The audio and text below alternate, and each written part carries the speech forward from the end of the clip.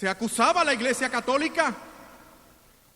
Y yo también lo hacía, diciendo medias verdades y acusando a la Iglesia acerca de cosas que no sabía muy bien, pero que como las había leído o me las habían dicho, pues las seguíamos repitiendo. Pero además, los pocos católicos que conocían no me hablaban de su fe. Y yo deduje, si ellos no me hablan de su fe es porque se avergüenzan de su fe. Y si se avergüenzan de su fe es porque su fe no conviene. Si ellos no están convencidos de su fe, ¿por qué yo tengo que convencerme de la fe de ellos? Yo tengo que convencerme de mi fe.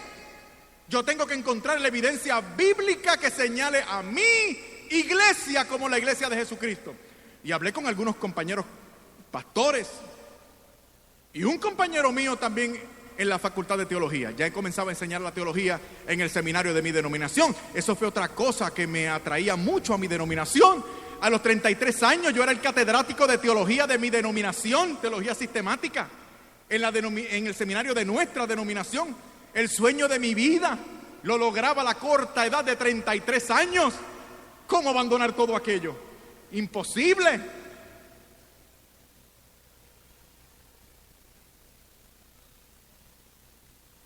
Y me dijeron algunos compañeros: Fernando, tú realmente no tienes ningún problema. Tú tienes que ir al libro de los Hechos de los Apóstoles, que es de donde surge la iglesia nuestra. A lo cual yo repliqué: pero es que nuestra iglesia pentecostal es una entre otras iglesias pentecostales, y hay otros pentecostales que creen distinto a nosotros. Eso no fue lo que dijo el Señor que debía ser su iglesia. Y ellos me dijeron: bueno, pero busca ahí las notas de nuestra religiosidad pentecostal. Y me di a la tarea de profundizar. ¿Saben ustedes lo que pasa cuando uno profundiza verdaderamente en la Biblia? Digo, no se trata de un texto bíblico por aquí, de un pasaje bíblico por allá. Cuando tú abarcas toda la Escritura y eres capaz de profundizar en toda la Escritura, claro, para ello hay que permanecer en comunión con la iglesia que tiene la plenitud del Espíritu Santo para abarcar toda la Escritura y profundizar en toda la Escritura. Pero allá afuera no estábamos en comunión con esa iglesia, ni teníamos ese espíritu, por lo menos la plenitud de ese espíritu. De todas maneras, profundicé mucho en el libro de los Hechos de los Apóstoles. Y cada vez que profundizas en la Biblia, necesariamente te vas a encontrar con la iglesia que escribió la Biblia, que fue otra cosa que aprendí en el seminario evangélico. La iglesia no surge porque hay gente que cree en la Biblia, no. A partir de la fe de la iglesia escribe la Biblia. Y me di cuenta que la iglesia que escribió la Biblia era la que los padres de la iglesia señalaban como católica en los primeros 4 siglos de la era cristiana, como San Cipriano en el año 250, Tertuliano en el 197, Agustín en el 397 y Clemente Romano en el año 97 después de Cristo. Clemente Romano era obispo de Roma. Interviene en la iglesia de Corinto para resolver un problema. Y Clemente Romano se basa y parte de su autoridad como sucesor de Pedro, el obispo de Roma.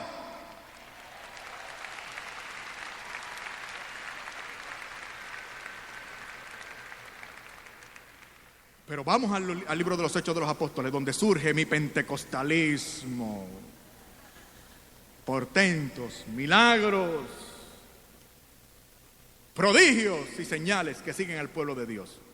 Miren la iglesia del libro de los Hechos, profundizando en los textos, no tomándolos de manera superficial, sino profundizando. Me di cuenta de que según Hechos capítulo 1 versículo 8, esa iglesia pentecostal a la cual yo quería pertenecer era una iglesia católica.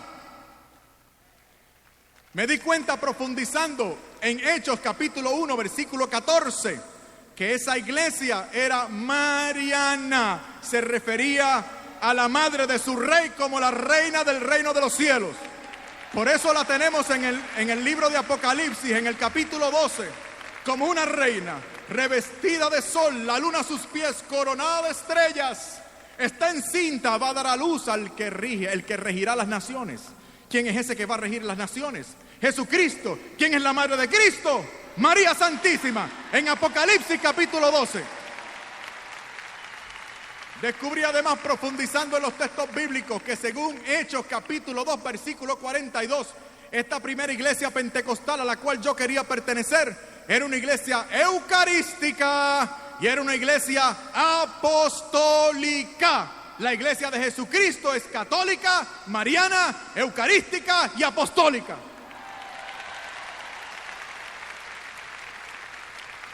En el capítulo 15 de los Hechos de los Apóstoles, ¿cómo resuelven Bernabé y San Pablo aquel problema de Antioquía con los judaizantes? Descienden a Jerusalén y allá en Jerusalén celebran el primer gran concilio de la iglesia.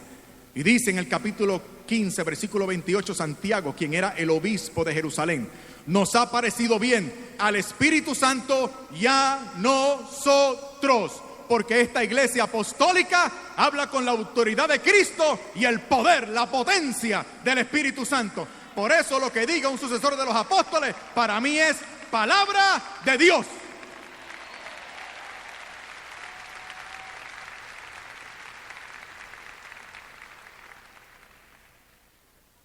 En Lucas capítulo 10, versículo 16, el Señor dice: a sus apóstoles, a los primeros ministros, a sus primeros obispos, el Señor dice: el que les escucha a ustedes, me escucha a mí. El Señor ha establecido medios para acercarnos a Él. Claro, allá afuera se prefiere otra cosa, línea directa. Sin embargo, el Señor, el que manda, Emmanuel, Dios con nosotros, ha establecido la iglesia y medios de salvación para acercarnos a Él. Esos medios de salvación son los santos sacramentos. En Mateo 28, 19, el Señor dice a sus primeros obispos: vayan y prediquen, no escriban, no, vayan y prediquen este evangelio a todas las gentes. Por eso es que esta iglesia tiene que ser católica, porque es un solo y mismo evangelio a todas las gentes. Dice: enseñándoles lo que yo les he mostrado. ¿Y que es todo lo que el Señor ha mostrado? Tienen que referirse entonces al último versículo del evangelio según San Juan. Dice: muchas otras cosas hizo el Señor, que si fuesen todas puestas por escrito, el mundo no podría sostener los libros que tendrían que ser escritos para contener las enseñanzas, las acciones de Jesús. No todo está en el libro. Hace falta referirse a la iglesia con la plenitud del Espíritu para escuchar, entender toda la revelación. No parte de la revelación, sino toda la revelación. Pero yo creía, se me había enseñado y también lo enseñaba, esta iglesia católica era una iglesia apóstata, porque esta iglesia católica, decía yo, se refería más que nada a la tradición de los hombres y no a la tradición de Dios. Para comenzar, la tradición está prohibida en la Biblia, decía Mateo capítulo 15, denunciaba las tradiciones de los hombres. Sin embargo, descubrí que lo que se habla en Mateo capítulo 15 es una tradición malsana que desvirtuaba el cuarto mandamiento. No obstante, el apóstol en segunda de Tesalonicenses capítulo 2 versículo 15 y primera de Tesalonicenses capítulo 2 versículo 13 alaba la tradición y dice: doy gracias a Dios y les alabo porque ustedes han permanecido fiel en la tradición que han recibido de nosotros, por carta u oralmente. La santa tradición. Porque no todo está en la Biblia, pero yo quería que todo estuviera en la Biblia. No me convenía aceptar esto de la tradición. Era la Biblia, solo la Biblia, eso se me había enseñado, eso yo enseñaba a los seminaristas. Solo la Biblia. La clase más importante de teología sistemática que yo daba establecía un parámetro para la teología protestante. Y el parámetro era la Escritura, la Biblia, y solo la Biblia es norma de doctrina, conducta. La Biblia, solo la Biblia. Pero comencé a buscar en la Biblia dónde estaba eso, y esas palabras no las encontré. Así que fui a donde mi primer profesor de teología, el doctor Ricardo González, y le dije: doctor, ¿podría usted ayudarme? Es que yo he incluido en mi clase de teología lo que usted me enseñó en su clase de teología. ¿Recuerda usted el presupuesto protestante que usted nos enseñó, que decía que la Biblia era la única norma de fe, doctrina y conducta? Hombre, sí, Fernando, lo recuerdo claramente. ¿Podría usted decirme dónde está eso en la Biblia? Y él me respondió: Fernando, yo nunca dije que eso estuviera en la Biblia. Pero ¿cómo va a ser? El presupuesto protestante más importante, del cual deriva toda nuestra doctrina, nuestra fe y nuestras acusaciones a la Iglesia Católica, resulta que no es bíblico. Y me decía: bueno, pero es que hay textos bíblicos que lo infieren. Y le dije: pero ¿cómo que lo infiere? Eso debe ser muchos textos bíblicos que hablen claramente acerca de esa norma nuestra. Y decía: no, pero hay textos que lo infieren. Y yo: pero ¿cómo que lo infieren? Eso mismo le señalamos nosotros a los católicos, que se atienen a textos bíblicos que infieren y no hablan claro. Me dijo: bueno, Fernando, ¿quieres salir de este problema? ¿Quieres encontrar el texto bíblico? Ya que no lo anotaste durante la clase, ¿quieres que te lo dé? Doctor, por favor, dígame cuál es el texto bíblico sobre el cual fundamentamos ese presupuesto protestante que dice que la Biblia sola basta. Y me dijo: hombre, segunda de Timoteo, capítulo 3, versículo 16. Hombre, me acordé. Seguro, doctor, recuerdo el texto. Dice: toda escritura es inspirada por Dios y útil para enseñar, redarguir, corregir, a fin de que todo hombre llegue a ser perfecto a la altura del Señor Jesús. Oh, qué texto hermoso, Dios mío.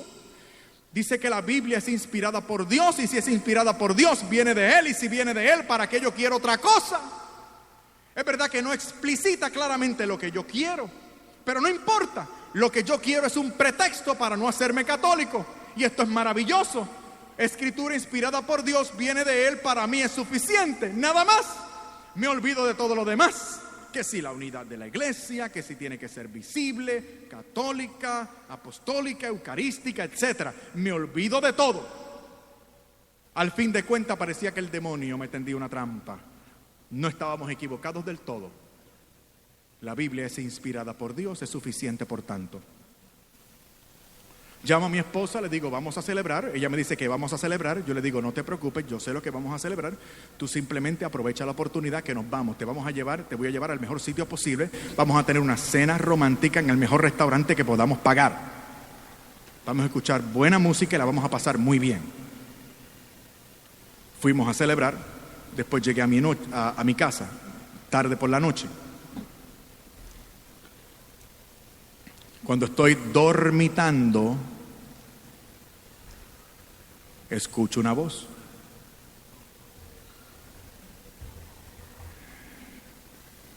Yo no sé si alguno de ustedes ha tenido la oportunidad de escuchar la voz del Señor audiblemente. Es algo increíble. La voz te viene de adentro, te retumba por los oídos y tú lo escuchas. ¡Es el Señor!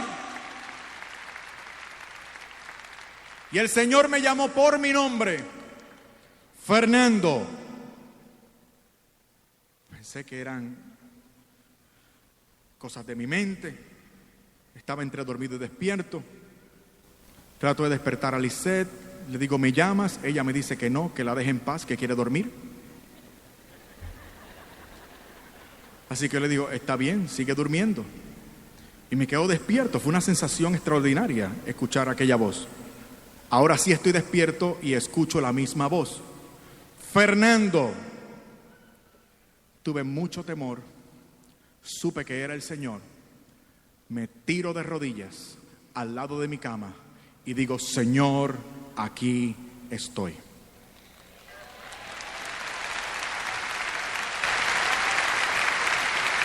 El Señor me llama la atención y me dice: ¿y dices tú ser teólogo? Yo estaba temeroso y por si acaso le dije: Señor, tú lo sabes.